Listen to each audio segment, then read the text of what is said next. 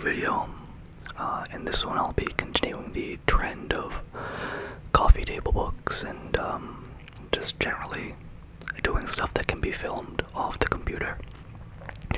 Like I said in a previous video, I'm currently using a lot of hard drive space for another project, so I can't really film too much. I'll try and squeeze something in here and there, but right now I need a lot of that hard drive space for other things. But today I wanted to go over some really interesting books that I found one year when I was in Florida visiting family. I found these at a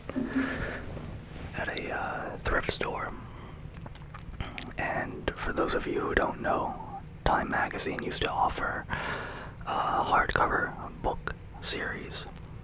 There were a few. I can't remember off the top of my head exactly what they were, but the one I have, and it's not a complete set, it was a thrift store, so I had just kind of bought what they had at the time, is their series on the Wild West, or the Old West.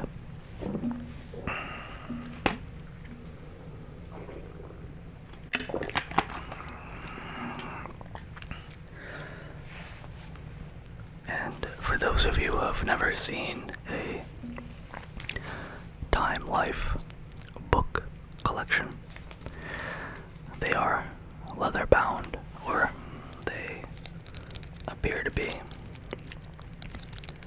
and they are all quite honestly well put together.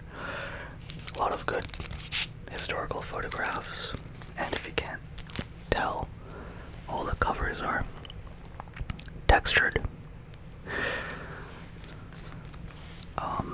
I can't remember exactly how many books were in this series, but I'll read out and display the covers of these books, and we'll take a closer look at one of them after that.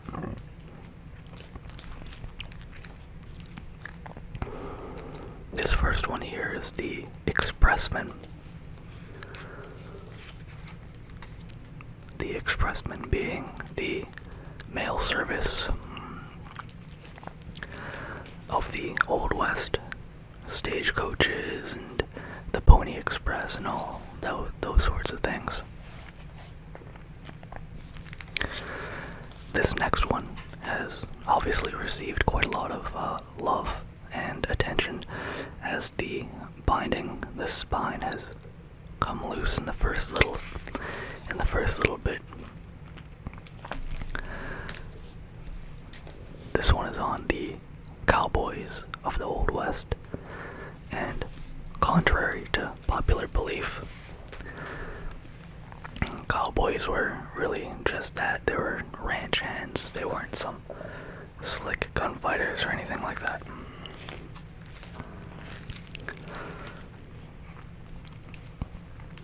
Here's a profession that everybody seems to overlook: loggers, forestry workers. And in all honesty, I think I might go over this book on the logging and timber industry in the Old West, in the Pacific Northwest at that time.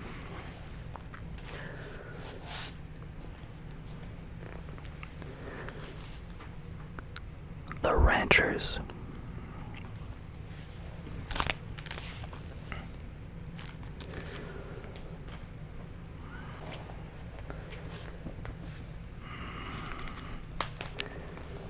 Here we have the Pioneers, the Oregon Trail, and all that. Who knows how many of these people died of dysentery? Most likely a large number. I'm curious to see the Hastings cutoff. I want to see if they mention the Donner Party. I don't think there's really oh, yes there is. There's an index. I wonder if it's under D for Donner or V for the Donner Party. Oh no, they're right there. Pages 87, 111, 113, 114, 115, 116, 117, and 118 through 19. You know what?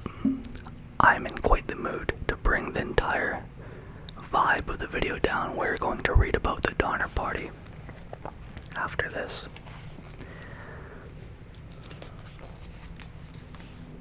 The Scouts. I actually haven't really read too many of these books. I bought them because they looked cool, and that's kind of really as far as my thought process went. It's not that I don't like the Old West. In fact, I quite enjoy the era, but it is something I never really dove into historically. The Alaskans. Now, if people like this video with these books, I'll be more than willing to put up a community poll to see what book you guys are most interested in to look at after this.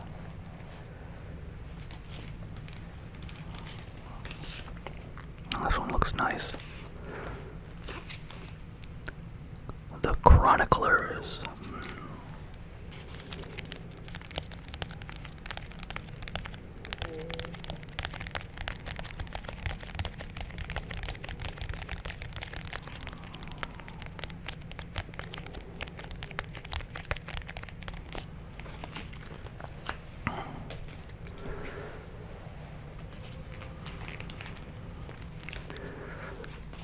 Next we have the Texans. I find the Alaskan one to be fairly interesting. I might read that one in my own time.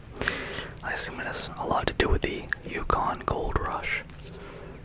And finally, the Miners.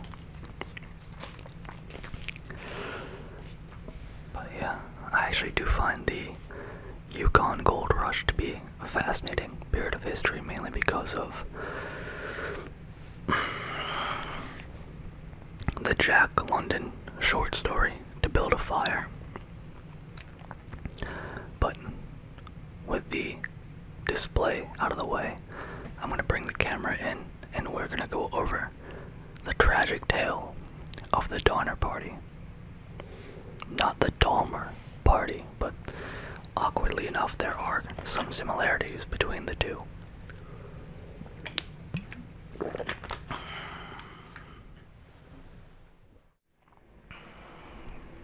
Alright, here we are.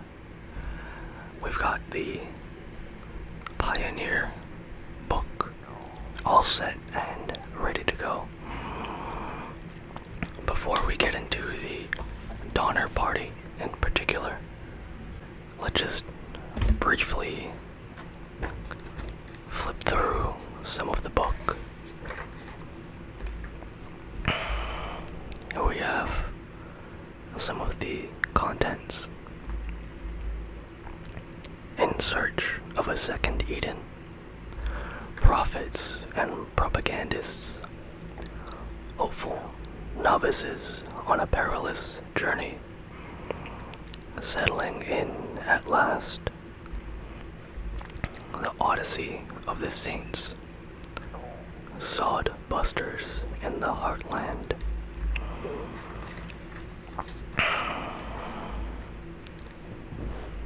In addition to being very informative, this series of books contains beautiful illustrations and historical photographs that depict some of the day-to-day and important events in a pioneer's life.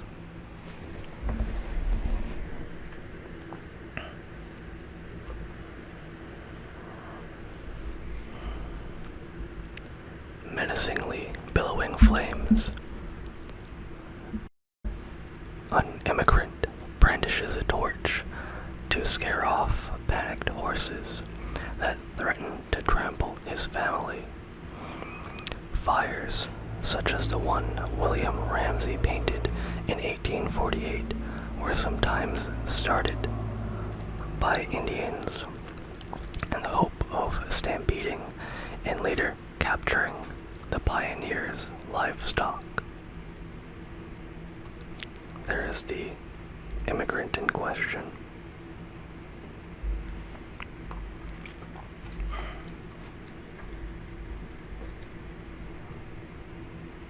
Here we are.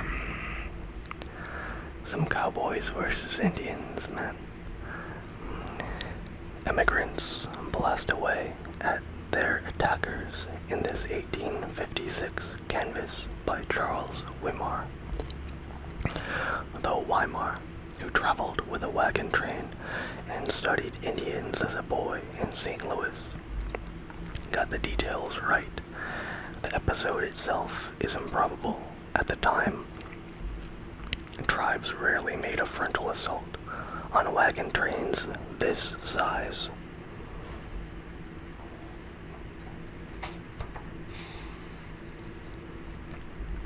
Here's more of a pastoral, I guess. The serene majesty of the plains is captured in William Ramsay's 1850 study, The Pioneers. In real life, however, at least 4 oxen would have been pulling the wagon, and the people shown in it probably would have been walking. Wagon loads were kept light to spare valuable draft animals. Let's skip around a little bit here.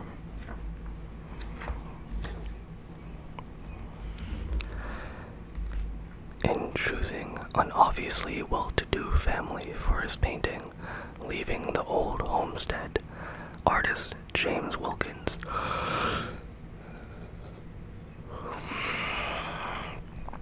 who traveled the Oregon Trail in 1849, made the point that pioneers came from all walks of life. I think a lot of them were more predisposed to be burghers or fairly well-to-do individuals, mainly for the costs involved of procuring all the supplies and wagons and such. Oh, a dime novel. Interesting. Esther, A Story of the Oregon Trail. Beadle and Company, New York, 141 William Street, London, 44 Patterson Row. Interesting. Let's read a little bit here. Oh my lord, what the fuck? Who painted this?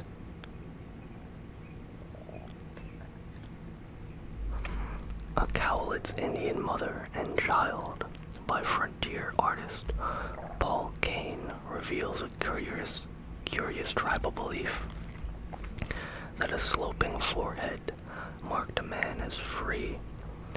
A board tied tightly to the infant's head produced the desired effect.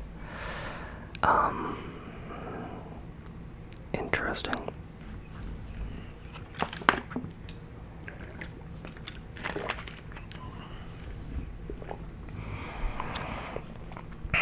Practices like that are generally uncommon, or generally are fairly prevalent amongst native populations, awkwardly enough. Just to name a few, the elongating of the back of the skull, achieved in a similar manner to this forehead sloping ritual. The elongation of the neck through rings, loss of fingers and such, not to mention Chinese foot binding. Humankind has quite the predisposition to alter their appearance in fairly extreme methods.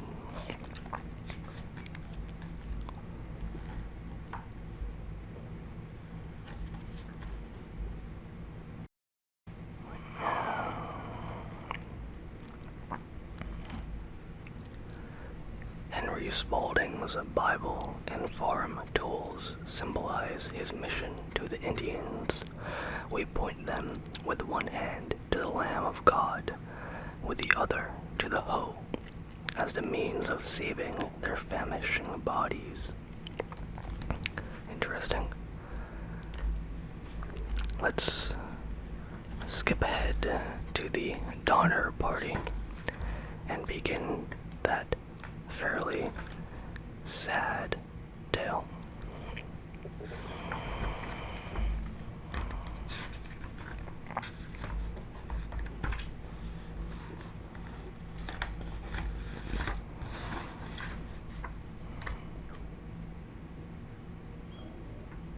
Let me double check where this story begins.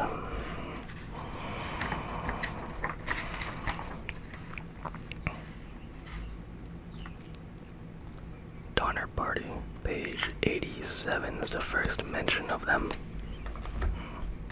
And then to 111, I assume, to delve into their complete story.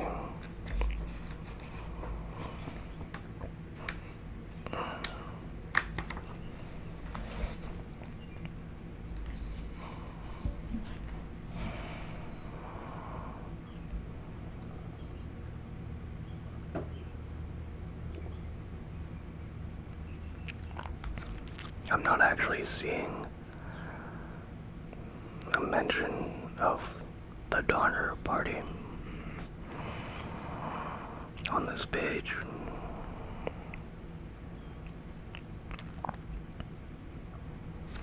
Maybe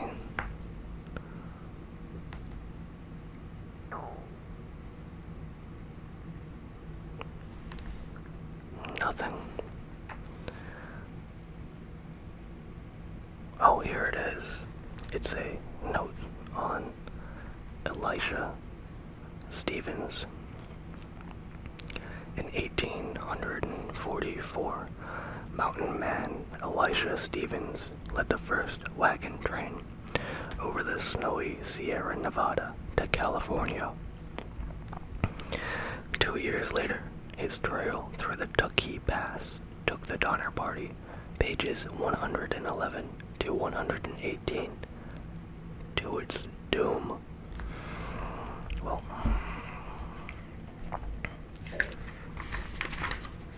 off we go to the fateful Donner Party.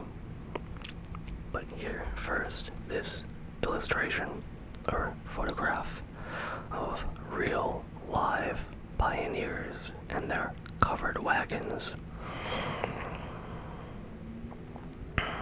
reflecting the strain of their journey. Westbound pioneers pause in the foothills of the Rockies in the heat of the day after a morning of 5 hard hours on the trail.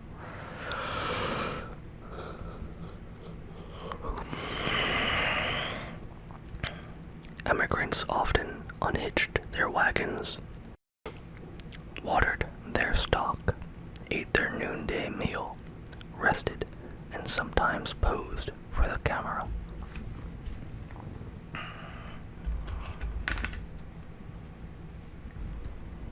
Pretty hardy bunch of souls here.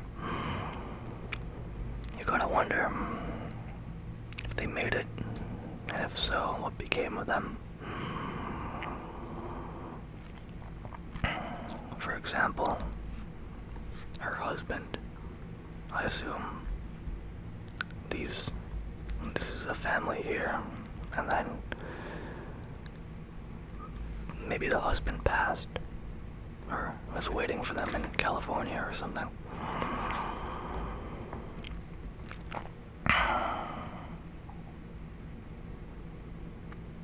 So here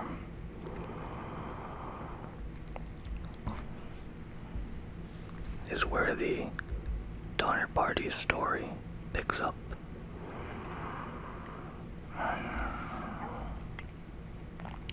Here we are. Samuel Barlow of Illinois completed a wagon road over the mountains south of Mount Hood that became the standard immigrant route Western Oregon. It wouldn't be fair to not comment on this illustration. Enchanted by the exotic wildlife of the plains, an unknown immigrant artist depicted an improbably busy scene in which prairie dogs scuttle for cover, owls scout for prey, and a snake slithers past a buffalo skull.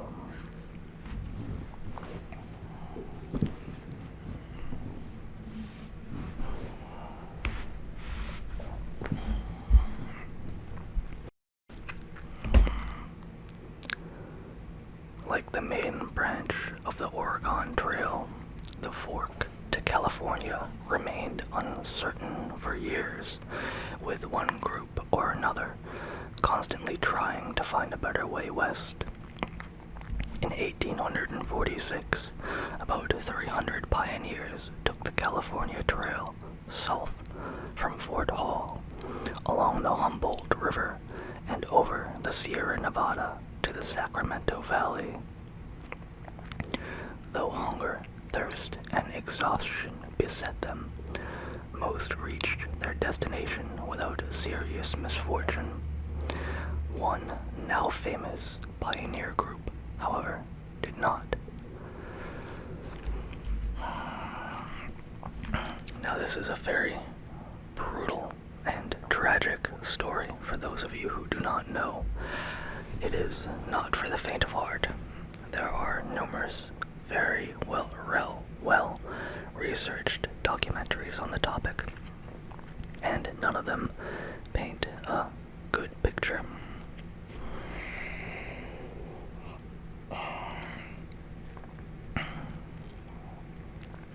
George Donner, the party's nominal leader, was no ordinary immigrant. A well-to-do farmer from Illinois, he had married 3 times, sired 13 children, and now, at the age of 62, was headed for California on a last great adventure. Donner traveled with his 3rd wife, the 45-year-old Petite Tamsin, his 5 youngest children, and a retinue of 3 wagons, 12 yoke of oxen, 5 saddle horses, numerous milk and beef cattle, several hired hands, a dog, and $10,000 in bank notes sewn into a quilt. His older brother, Jacob, aged 65, had a similarly affluent train. An Illinois neighbor, merchant James Reed, with his wife, mother-in-law, and 4 children, rounded out the group. Reed, a vigorous 46, also believed in traveling first class. He stocked 2 support wagons with an assortment of fancy foods and liquors, and fitted his living wagon with such lavish appointments as built-in beds and a stove.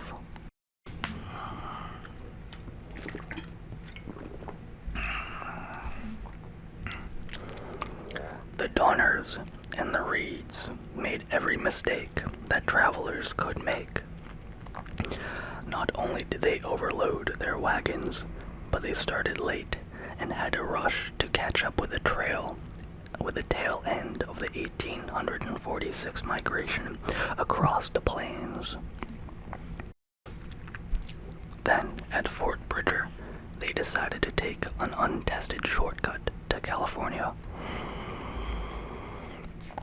The party made the decision on the basis of a guidebook published the year before by Langford Hastings, a zealous California booster. Hastings was trying to overthrow California's weak Mexican government. He hoped to bring in enough immigrants to start a revolution and found an independent republic with himself as president. His guidebook, written as a spur to immigration, was the first step in his plan. It made the trek to California seem as easy as a jaunt to market. Hastings was wholly irresponsible and a fool. That's not in the book anywhere. That's just something I felt I should say. The shortcut Hastings recommended left the main Oregon Trail at Fort Bridger well before the usual California turnoff at Fort Hall.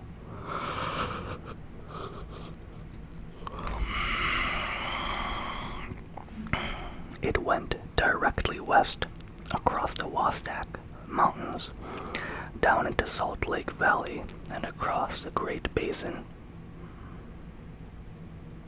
Interesting. And rejoined the standard California Trail along the Humboldt River, thus saving some 400 miles. Although, crossing a massive salt basin in a wagon train with nothing for the cattle to eat sounds like an absolute insane... whatever. Hastings had not taken his own shortcut to California, that much is obvious. He had gone west by the standard Oregon Trail in 1842. He never doubted his judgment, however. In 1846, he came eastward along the proposed California route, carrying his gear and provisions on pack mules. He had no trouble. Arriving at Fort Bridger a few weeks before the Donners, he persuaded a company of 200 emigrants and 66 wagons, headed by an old Indian fighter named Captain George Harlan, to follow him back to California. He was sure that wagons traveling westward would have no more difficulty on the trail than his mules had traveling eastward. Cutting across the Wasatch Mountains, Hastings led the emigrants through the narrow gorge of the Weber River, a passage so cramped and treacherous that the wagons had to be pushed and dragged along the riverbed. The travelers heaved boulders aside and hacked away brush. When the riverbed became totally impassable, they hoisted their wagons over the adjoining bluffs by windlass. On the average, the wagon train labored forward at a rate of 1.5 miles a day. What a dumbass. Beyond the mountains, in the Great Basin, the going got even worse. The wagons moved for 2 days across the waterless desert. Such a sight, wrote an emigrant named Samuel Young. The sun rose in full splendor, reflecting his rays on this vast salt plain, as white as snow, and as far as the eye could reach, not a thing to be seen, not a spear of grass or a drop of water. Oxen gave out and lay down, some to rise no more. Others, from extreme thirst, became crazy and nothing could be done with them, and finally they would become exhausted and drop down, dead. Wagons were abandoned until it seemed as if all were lost.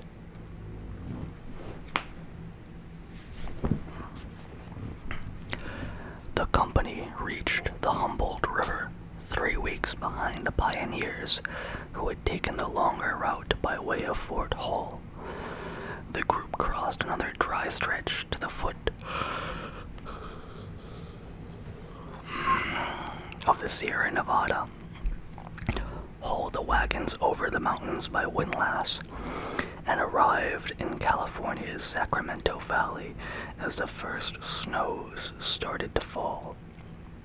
Miraculously, only one life was lost. The Donners were less lucky. When they arrived at Fort Bridger and heard that Hastings himself had started down his shortcut with another emigrant train, they saw no reason not to follow. By now, a large number of other pioneers had joined their group, and on July the 31st, 1846, they set out, a contingent of 74 men, women, and children, with 20 overloaded wagons. A pioneer party struggles up a slope in an effort to cross the Rockies before the first snow. One man urges the oxen ahead with a whip, pictured here. Two others push the wagon, and a watchful horseman counsels from the rear. He must have lumbago. You can also see the dog attempting to eat old ox carcass. The party followed the wagon tracks of the Harlan Company into the Wasatch, where they were joined by 13 other pioneers and 3 wagons, bringing the travelers' total to 87. Almost immediately, the caravan got into trouble. They lost 4 days trying to penetrate the Weber River Gorge, decided it was impassable, and turned back to find an alternate path over the mountains. It took them 28 days to reach the Great Salt Lake, a distance of some 50 miles. They pushed on. That's such a... I can't... Anybody who would ever recommend crossing the Great Salt Lake, it's dangerous to even drive across the fucking thing. The desert exacted a terrible toll of the Donner Party. It ate up 6 precious days of traveling time, killed off almost 100 oxen, and forced many immigrants, including the luxury-loving James Reed, to abandon their wagons and supplies. By the time the caravan had reached the Humboldt River on September the 30th, the Harlan Group was at least 300 miles further along.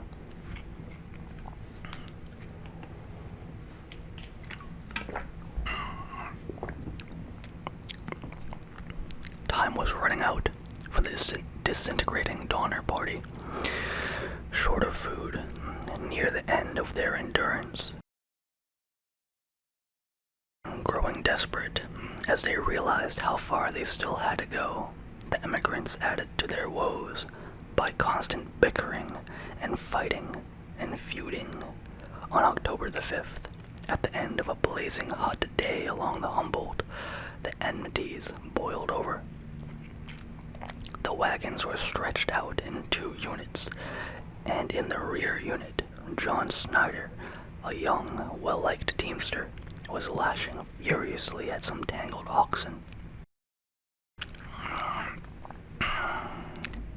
James Reed, also in the rear, told him to stop. Snyder's anger shifted to this new adversary, and he threatened Reed with his bullwhip. Reed drew his hunting knife, a move that prompted Snyder to reverse his whip and flail Reed with the handle butt. Reed plunged the knife into Snyder's chest. Snyder sank to the ground and died in a few minutes. Those who witnessed the incident were stunned. Snyder had been popular. Reed, though tacitly acknowledged as a leader, was considered arrogant and aloof. Several people wanted to hang him on the spot. After further deliberation, the company decided to expel Reed from the train, making him leave his wife and 4 children with the group.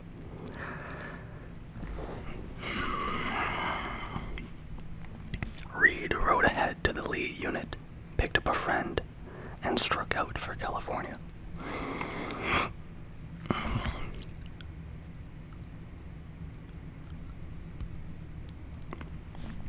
Traveling light, the 2 men sped down the trail in an effort to catch up with the Harlan Company. In the high slopes of the Sierra, their food ran out. Weak with hunger, the 2 men struggled on over the mountains. Finally, on October 25th, in the western foothills, they staggered into the circle of wagons of the encamped Harlan Party, having subsisted only on wild onions, a bit of tallow from an abandoned tar bucket, and a few beans that had been dropped along the trail. 4 days later, they reached the haven of Sutter's Fort in the Sacramento Valley. Here, Reed paused to recoup his strength and began organizing an expedition to fetch his family and to bring the food to the rest of the Donner Party. Far back on the trail, the emigrants were now close to starvation. 2 days after Reed's ouster, a man named Hardcoop, who was over 60, fell far behind the train. By then, many of the wagons had been abandoned, and Hardcoop, along with other men, had been walking across the desert. Too feeble to keep up, and unable to find anyone who would carry him in a wagon, he said he had simply dropped out. No one had had the energy to go back and look for him. After some discussion, the emigrants decided that he was expendable and left him to die. A few days later, Patrick Breen, the father of 7 children, refused a cup of water to William Eddy, who wanted it for his 3-year-old son and his infant daughter. Threatening to kill Breen, Eddy took the water by force. 2 days later, Eddy applied to Mrs. Breen and a Mrs. Graves for food for his famished children. They turned him down. 11 weeks after heading out from Fort Bridger on the Hastings shortcut, the battered remnants of the Donner Party reached the lush meadows along the upper Truckee River in the eastern shadow of the Sierra Nevada. It was now October the 20th, and early winter snow glinted on the high Sierra ridges ahead. The travelers grazed their emaciated cattle for 5 days, then prepared for the final push over the mountains. The trail led about 50 miles into the hills, then just beyond Truckee Lake, climbed to its highest point and most difficult point at Truckee Pass, the last major barrier between the emigrants and the Sacramento Valley.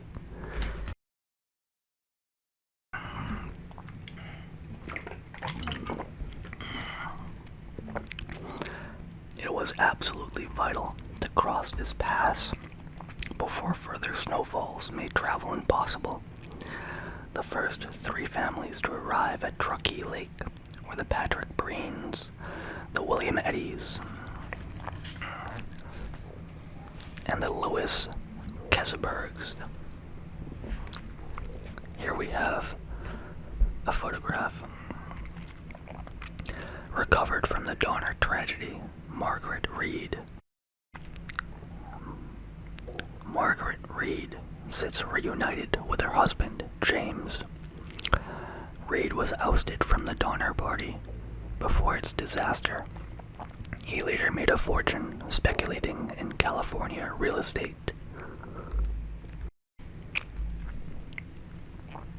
She looks quite well for what had to be endured. Wagons forsaken, members of the Donner group struggle upslope in a second vain attempt to surmount a snow-clogged Sierra Pass. 2 men reached the top, but they turned back rather than leave the others.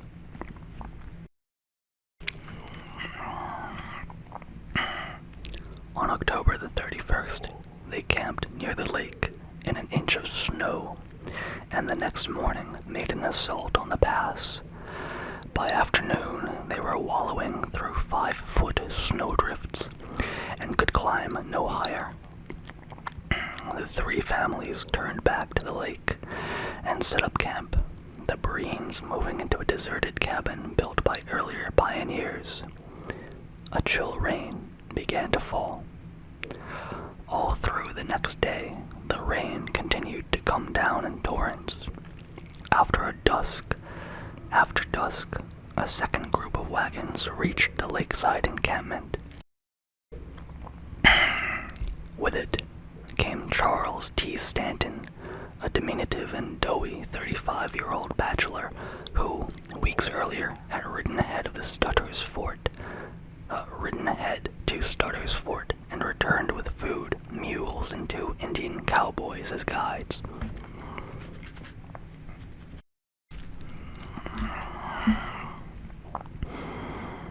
On the morning of November the 3rd, Stanton led a second assault on the pass, but the storm that had brought rain to the lake had clogged the trail higher up with still more snow, and soon after setting out, the wagons bogged down in the drifts.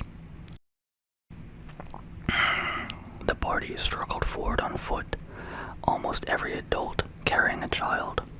Only Stanton and an Indian reached the summit of the pass, but they descended again when they saw the others could not make it. That evening, another storm blew up. Pelted by snow and sleet, the party spent the night around a tree that they had set afire. Next day, they retrieved the wagons and retreated to Truckee Lake. It was plain that they would have to dig in, and a frenzy of buildings began. A lean-to was erected against the old cabin, which the Breenes continued to claim as their own, and 2 double cabins went up nearby. Small log shelters with ox hides for roofing. Meanwhile, the tail end of the wagon train was enmeshed in its own troubles, 5 miles back at Alder Creek. In this group were George Donner and his brother Jacob, their families and hired help, and a widow, Mrs. Wolfinger, 21 people in all. George Donner's wagon. George Donner's wagon had broken an axle. Pausing to carve a new one, he had gnashed his hand with a chisel. He shrugged off the injury, but it refused to heal. The storm that had swamped the vanguard campers at the lake also hit the Donner group at Alder Creek. They hurriedly erected 2 tents, 2 lean-tos of brush covered with blankets and clothing, and a teepee. Huddled in these fragile shelters, they decided to stay put. The snow continued falling off and on for 2 weeks. When it ended, the immigrants at Truckee Lake made several desperate attempts to get through the pass. An ominous truth became apparent to everyone. They were imprisoned on the backside of the California mountains and would probably have to stay there all winter. 81 people were now mired in at the 2 camps. 41 of them were children. It was snowing too on the west face of the mountains, where James Reed, now leading a rescue party, was trying to get eastward over the pass with food items from Sutter's Fort. As the rescuers worked their way through the accumulating drifts, their Indian guides deserted with 3 pack horses. Soon all the other pack horses dropped from exhaustion and died in the snow. Then the saddle horses gave out. For a while, the men pushed ahead on foot, with a single mule carrying their remaining supplies. But they soon realized it was useless to go on. They made their way back to the fort, where Captain John Sutter, who had no other men to send, consoled them with the assurance that the Donner party could survive on ox flesh and beef.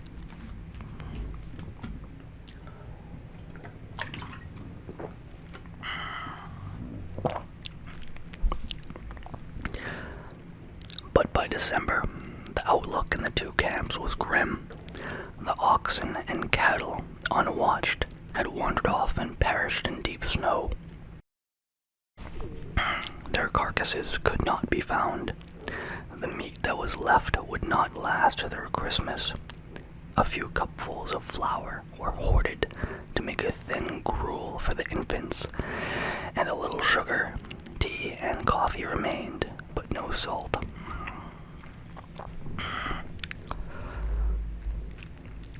Trout in the lake would not bite. The deer had disappeared. Eddie, a 28-year-old immigrant from Illinois, shot a coyote one day, an owl the next.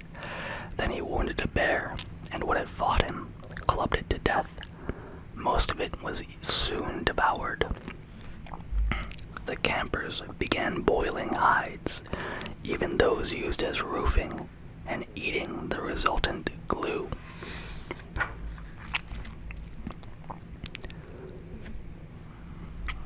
Near Truckee Lake, the forward sections of the Donner Party prepares to withstand the winter's siege in 3 hastily built log and oxhide shelters, and a 4th cabin, far right, erected by some earlier immigrants.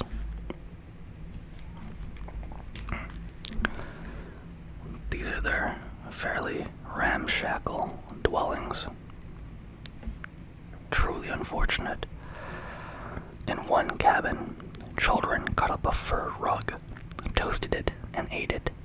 At the creek camp, water continually dripped into the tents and brush shelters, putting out fires that were intended to keep the occupants warm. The deepening winter brought more storms and less to eat. Gradually, death began to stalk the marooned travelers. Bayless Williams, a 24-year-old hired hand of the Reeds, was the first to go. On December the 15th, the following day, some of the campers at the Truckee Lake embarked on one more frantic effort to conquer the pass.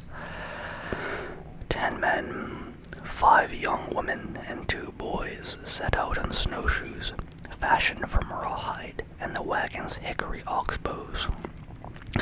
They had a blanket apiece, 1 gun, a couple of pistols, a hatchet, and a finger-sized strips of meat, enough to last 6 days if each person only ate 2 strips 3 times a day. Stanton and his 2 Indians led, accompanied by Eddie, Uncle Billy Graves, who was 57, and the others.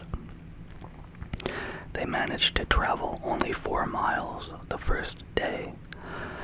One boy, Billy Murphy, aged 11, and a teamster, Dutch Charlie, turned back, but Billy's brother, Lemuel, aged 12, struggled on. Miraculously, the group got over the pass to an open downward slope, but the clear skies and treeless expanse only brought the travelers another hardship. The sun on the snow blinded them. Stanton, the worst affected by the glare, began to lag. On the morning of the 6th day, the last for which they had food, Stanton sat by the campfire. As the party prepared to move on, asked if he was ready, he replied, "Yes, I am coming soon."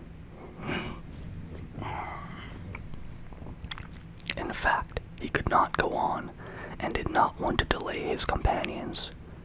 He died by the fire's embers. The others kept going, Eddie subsisting on a half pound of bear meat that he discovered secreted in his pack, along with a note from your own dear Eleanor.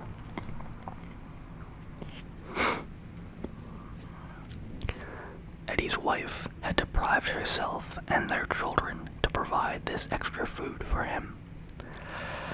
Back at the lake, where the last of the livestock had been slaughtered and eaten, the huddled families gnawed on boiled hides and bones seasoned with pepper. Margaret Reed, aged 32, and accustomed to the comforts of life, killed the family dog, Cash, to feed her 4 children.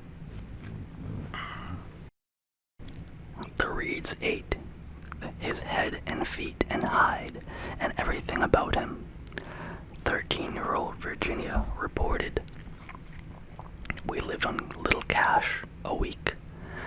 Meanwhile, the snowshoe party groped down the west face of the mountains through a succession of blizzards.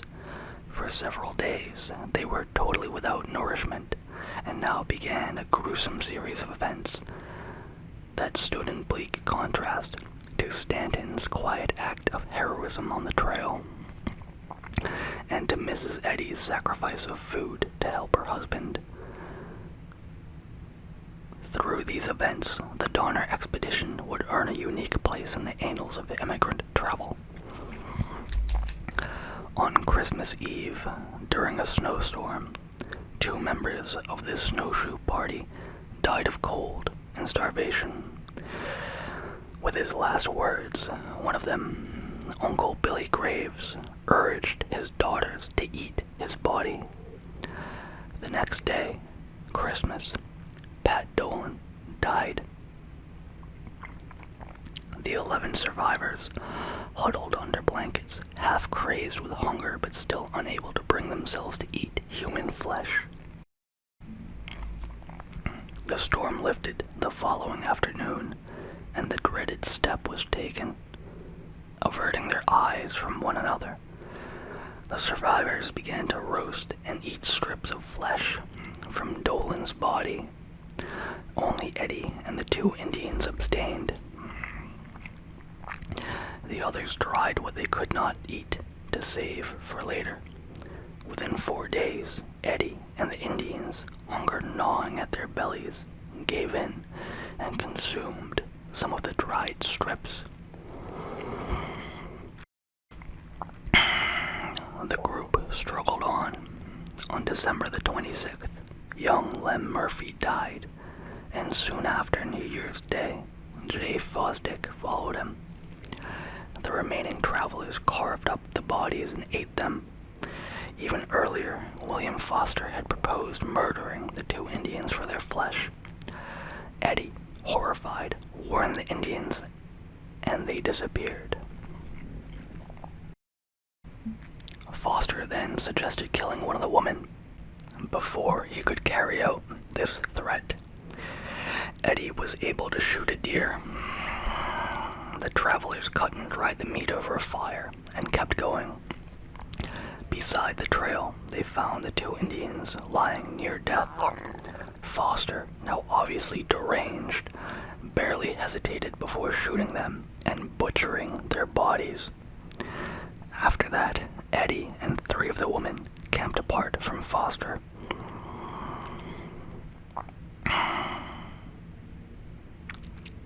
On January the 17th of 1847, Eddie, emaciated beyond recognition, limped into an American settlement on the eastern edge of the Sacramento Valley. His boots had long since given out, and his feet were torn and frozen. His remaining companions had lain down to die miles back on the trail. A rescue party from the nearby ranch went to find them.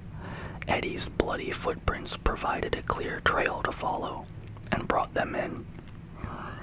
Of the 17 people who had left the lake camp a month earlier, only 2 men, Eddie and Foster, and the 5 women had made it out alive. A massive rescue operation was now begun to reach the emigrants still encamped on the other side of the mountains at Alder Creek and Truckee Lake, later renamed to Donner Lake. On February the 4th, the first of a series of relief parties struck east over the mountains. Eddie, whose wife and 2 children had remained at the lake, started out with the rescuers, but his ordeal had left him so weakened that he had to turn back. 2 weeks later, the relief team reached the encampment by the lake with packs full of food. A woman staggered from a cabin and cried, "Are you from California or from heaven?" The situation at the 2 camps was hideous indeed. 13 people had died, including Eddie's wife and daughter. At the creek camp, Jake Donner and 3 of the 4 hired men were dead. George Donner was dying. His gnashed hand had turned gangrenous. Many of the living seemed to be teetering on the verge of lunacy. At the lake camp, the idea of cannibalism had become so commonplace that Patrick Breen noted it as a brief aside in his diary between comments on the weather. Mrs. Murphy said here yesterday that though she would commence on Milt and Edom, it is distressing. Saturday, 27th, beautiful morning.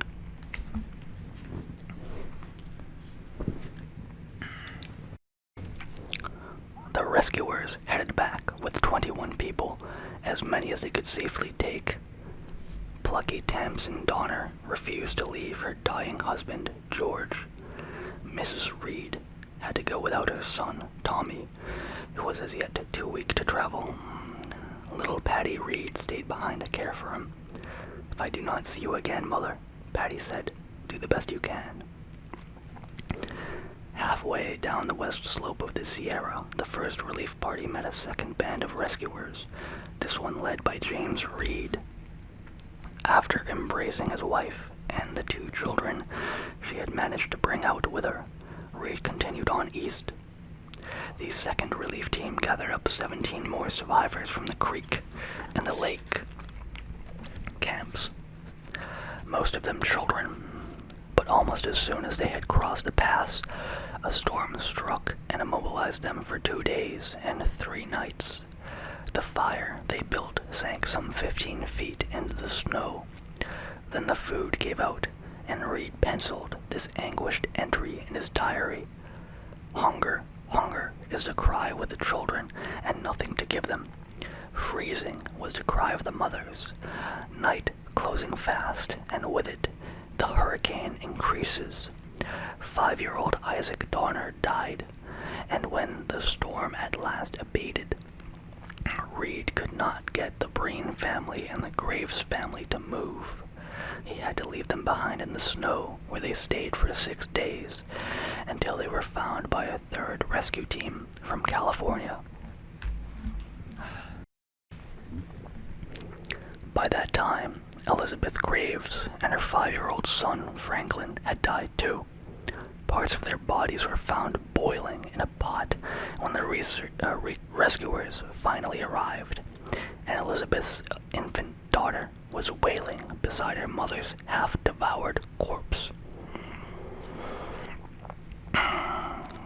Survivors of the Donner ordeal emerged from a snow-buried cabin as the first of 4 rescue teams arrives at Lake Camp.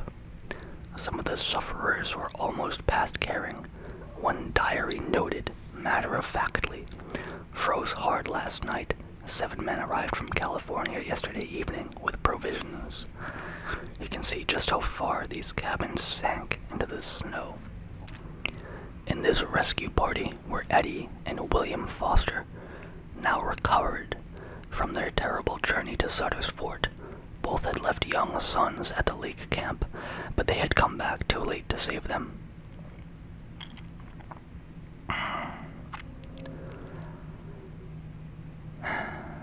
Louis Kessenberg, a big, blonde, bearded German who had emigrated to the States only 2 years earlier, and who was by far the best educated member of the entire Donner Party, told the 2 men what had happened to their boys. He had, he said, consumed them. Eddie and Foster collected George Donner's 3 children and quickly departed. Donner, unable to walk, stayed behind to die. Tamsin, still with him. Lavina Murphy, almost blind, stayed with Kesselberg, whose wife had gone out with the first relief team. When a 4th relief party arrived at the lake cabins in mid-April, the only survivor they found there was the spectral Kesselberg, lying beside a pot in which simmered the liver and lungs of a young boy. Kesselberg was living exclusively on human flesh, while whole legs of oxen dug up from the melted snow lay untouched not far away. The ox meat, he explained to his rescuers, was too dry eating.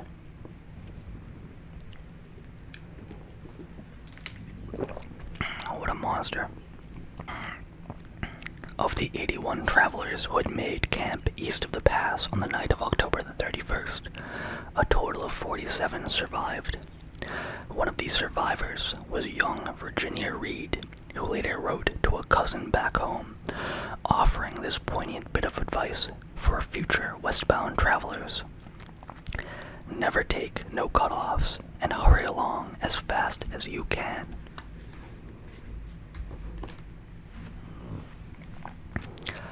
Thus concludes the tragic tale of the Donner Party. I hope you enjoyed today's video, and as always, we're all in it together. I'm pulling for you.